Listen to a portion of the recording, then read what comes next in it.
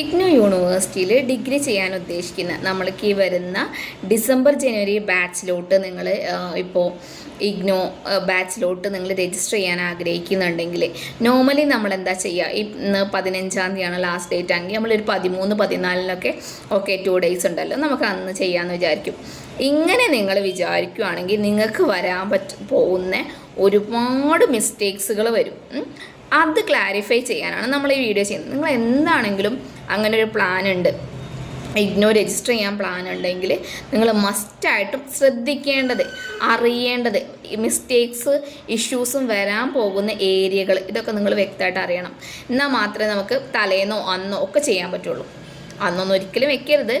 But still ഞാൻ പറയുകയാണ്, നിങ്ങൾ ലാസ്റ്റ് മൊമെൻറ്റിലോട്ട് വെക്കുന്ന ടീമാണെങ്കിൽ ചിലർ എത്രയാണെങ്കിലും അവസാനമേ ചെയ്യുള്ളൂ. അത് അങ്ങനെ തന്നെയാണ്. അന്ന് നൈറ്റ്, അന്ന് 5 മണിക്കാണ് ക്ലോസ് ചെയ്യുന്നത്, 4 മണിക്ക് കൊണ്ടുവരും. അങ്ങനത്തെ ഒരുപാട് ആളുകളുണ്ട്. അവർക്ക് വേണ്ടിയിട്ടുള്ളതാണിത്. നമ്മൾ മസ്റ്റായിട്ടും മനസ്സിലാക്കേണ്ടതും ഒരുപാട് മിസ്റ്റേക്സ് വരാൻ ചാൻസ് ഉള്ള ഏരിയകൾ എന്തൊക്കെയാണെന്ന് നോക്കാം. ഫസ്റ്റ്, ഈ അഡ്മിഷൻ നടക്കുന്നത് കൃത്യമായിട്ടൊരു ടൈം യൂണിവേഴ്സിറ്റി തരുന്നുണ്ട്. ഡിസംബർ ജനുവരി എന്നാണ് ഒരു ബാച്ചിൻ്റെ പേര്, അതുപോലെ ജൂൺ ജൂലൈ ഒരു ബാച്ചാണ്. ഇങ്ങനെ കൃത്യമായ ടൈമുണ്ട്. ഇനി നമുക്ക് വരാൻ പോകുന്നത് ഡിസംബർ ജനുവരി ബാച്ചാണ്. അതായത് നമുക്ക് ഈ 2025 ഡിസംബർ മുതൽ 2026 ജനുവരി വരെ ഇതാണ് ആ ബാച്ച്. ഈ ബാച്ചിലോട്ടാണ് ഇനി അഡ്മിഷൻ വരാൻ പോകുന്നത്. അത് അഡ്മിഷൻ്റെ പോർട്ടലും കാര്യങ്ങളും എല്ലാം ഓപ്പൺ ആവുക ഒരു ഡിസംബർ 25 ആ ഒരു ടൈമിലൊക്കെ ആയിരിക്കും. ഒരു പകുതിയോട് നമുക്ക് പ്രതീക്ഷിക്കാം. ഇപ്പോൾ കറക്റ്റ് അപ്ഡേറ്റ് ഒന്നും വന്നിട്ടില്ല. ബട്ട് സ്റ്റിൽ നമ്മൾ എക്സ്പെക്റ്റ് ചെയ്യുന്നത് ഒരു ഡിസംബർ പാതിക്ക് അതിന് ശേഷമാണ് അഡ്മിഷൻ വരിക. ഇത് കൃത്യമായിട്ട് ടൈം ഡ്യൂറേഷൻ ഉണ്ട്. യൂണിവേഴ്സിറ്റി പറയും ഇത്ര ഡേറ്റിനകത്ത് നിങ്ങളത് ചെയ്യണം. അപ്പോൾ ആ പറഞ്ഞ ഡേറ്റിന് ശേഷം വരുവാണെങ്കിൽ നമുക്ക് ഇഗ്നോയിൽ രജിസ്റ്റർ ചെയ്യാനാവില്ല. യൂണിവേഴ്സിറ്റി പറയുന്ന ടൈമിനകത്ത് വേണം ചെയ്യാൻ. അപ്പം 15 ലാസ്റ്റ് ഡേറ്റ് പറഞ്ഞാൽ ഒരു 13 മുന്നെങ്കിലും നിങ്ങളെ അഡ്മിഷൻ്റെ പ്രൊസീജിയർ കംപ്ലീറ്റ് ആക്കിയിരിക്കണം. പേയ്മെൻറ്റും കാര്യങ്ങളുടെ മുന്നുള്ള കാര്യങ്ങളൊക്കെ അതിന് മുന്നേ കംപ്ലീറ്റ് ആക്കിയിരിക്കണം. കാരണം എന്താണെന്ന് വെച്ചാൽ നിങ്ങൾ ലാസ്റ്റ് മൊമെൻറ്റിലോട്ട് വയ്ക്കാൻ നിൽക്കുന്നതിനനുസരിച്ച് നിങ്ങളെ അഡ്മിഷൻ ഡിലേ വരും. അതുപോലെ തന്നെ നിങ്ങളെ കൺഫർമേഷൻ കിട്ടാൻ ഡിലേ ആകും. പിന്നെ ഇത് എക്സാം ഫീസ് മീൻസ് നമ്മളെ രജിസ്ട്രേഷൻ ഫീസ് അടയ്ക്കാൻ പറ്റാണ്ട് വരും. ഒരുപാട് കാര്യങ്ങൾ വരുന്നുണ്ട്. അതുകൊണ്ട് തന്നെ നിങ്ങൾ മസ്റ്റായിട്ടും ശ്രദ്ധിക്കേണ്ട കാര്യങ്ങളാണ്. പ്രോപ്പർ ടൈമിന് നിങ്ങളെ രജിസ്ട്രേഷൻ്റെ പ്രൊസീജിയർ ഫിൽ ചെയ്ത് തീർക്കാം. അതിനകത്ത് ഇനി നോക്കേണ്ട ഡോക്യുമെൻറ്റ്സ് ആണ്. നമുക്ക് കുറച്ച് ഡോക്യുമെൻറ്റ്സ് ആവശ്യമുണ്ട്. അതായത് SLC വേണം, +2 വേണം, ആധാർ കാർഡ് വേണം, നിങ്ങളുടെ പാസ്പോർട്ട് സൈസ് ഫോട്ടോ വേണം, സിഗ്നേച്ചർ വേണം, പിന്നെ അതുപോലെ തന്നെ നിങ്ങളുടെ ഇമെയിൽ ഐഡിയും ഫോൺ നമ്പറും വേണം. ഇത്രയും കാര്യങ്ങൾ മസ്റ്റായിട്ട് നിങ്ങൾ ഒരു ഇഗ്നോ രജിസ്റ്റർ ചെയ്യാൻ പോകുന്നുണ്ടെങ്കിൽ നിങ്ങൾക്ക് വേണ്ട ഡോക്യുമെൻറ്റ്സ് ആണ്. ഇതിൻ്റെ കൂടെ തന്നെ നിങ്ങൾ ഏതെങ്കിലും റിസർവേഷൻ കാറ്റഗറിയൊക്കെ ആണെങ്കിൽ അതിൻ്റെ documents, OBC, OEC, SC ST ഇങ്ങനത്തെ റിസർവേഷൻ കാറ്റഗറി, മൈനോറിറ്റി വിഭാഗങ്ങൾ എന്താണെങ്കിലും അതിൻ്റെ നിങ്ങൾക്ക് എന്തെങ്കിലും റിസർവേഷന് നിങ്ങൾ നോക്കുന്നുണ്ടെങ്കിൽ അതിൻ്റെ സർട്ടിഫിക്കറ്റും കാര്യങ്ങളും കൂടെ സബ്മിറ്റ് ചെയ്യണം. ഇനി ഈ ഡോക്യുമെൻറ്റ്സ് നിങ്ങൾ സബ്മിറ്റ് ചെയ്യുമ്പോൾ വൃത്തിയായിട്ട് വേണം ഈ ഡോക്യുമെൻറ്റ് സ്കാൻ ചെയ്ത് അയക്കാൻ. സ്കാൻ ചെയ്ത് ഫോട്ടോ ആക്കിയിട്ട് JPG ഫോമാറ്റിൽ തന്നെ അയക്കാൻ നോക്കുക. നിങ്ങളുടെ ഡോക്യുമെൻറ്റ്സുകൾ നിങ്ങൾ എന്താണെങ്കിലും 200 MBക്ക് താഴെയുള്ള സ്കാൻഡ് ഇമേജസ് ആയിട്ട് തന്നെ നിങ്ങൾ അപ്ലോഡ് ചെയ്യാൻ നോക്കണം. അതർവൈസ് നിങ്ങൾക്കത് അപ്ലോഡ് ചെയ്യാൻ പറ്റുന്നതല്ല. പിന്നെ ഒരുപാട് പേര് PDF ഒക്കെ ആക്കും. PDF ഒക്കെ ആക്കിയാലും നമ്മൾ എന്ത് ചെയ്യണം, അത് JPG ആക്കി മാറ്റി ഫോട്ടോസ് തന്നെ ആക്കി മാറ്റിയിട്ട് വേണം നമുക്ക് അപ്ലോഡ് ചെയ്യാൻ.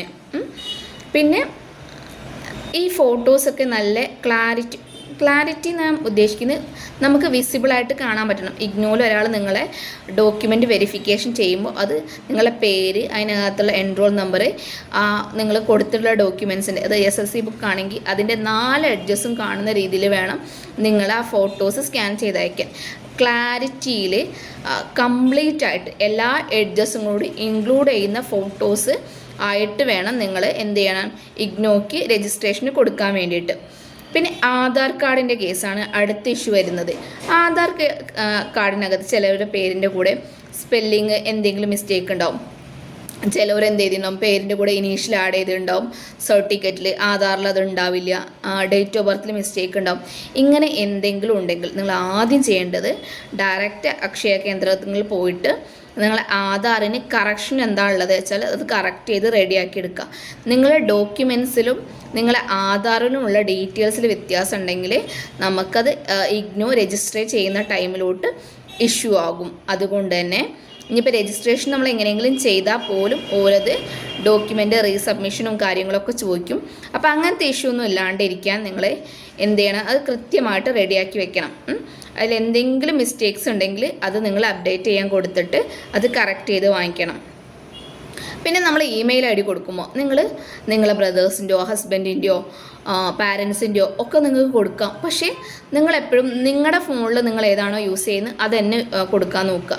കാരണം എന്താണെന്ന് വെച്ചാൽ ഇമെയിൽ യൂണിവേഴ്സിറ്റി സൈഡിൽ നിന്ന് നിങ്ങൾക്ക് എന്തെങ്കിലും, ഇനിയിപ്പോൾ നമ്മൾ ഇങ്ങനെയൊക്കെ നോക്കിയാൽ തന്നെ ഏതെങ്കിലുമൊക്കെ ഡോക്യുമെൻറ്റ്സിൽ മിസ്റ്റേക്ക് ഉണ്ടെങ്കിലും എന്തുണ്ടെങ്കിലും ഈ ഡയറക്റ്റ് നിങ്ങളെ മെയിൽ ഐ ഡിയിലോട്ടാണ് ഇത്തരം കാര്യങ്ങൾ ഇഗ്നോൻ്റെ സൈഡിൽ നിന്ന് വരിക.